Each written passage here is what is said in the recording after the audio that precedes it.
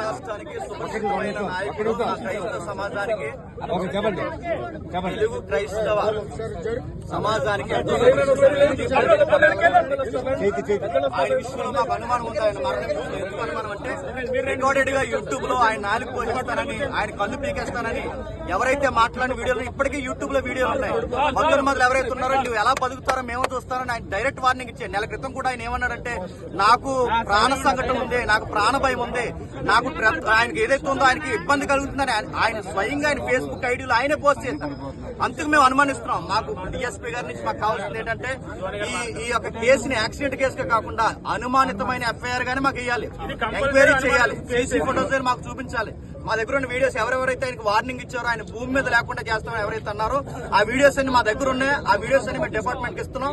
ఇది క్రైస్తవ సమాజానికి చాలా పెద్ద గాయం. మేము ఇలాగే చూస్తున్నట్టు ఊరుకుంటే మా క్రైస్తవులు ఉన్న తలకాయలన్నీ ఎలా తీసుకుంటూ వెళ్ళిపోతారా? ఇదే చేస్తారా? ఇదే జరిగేదా?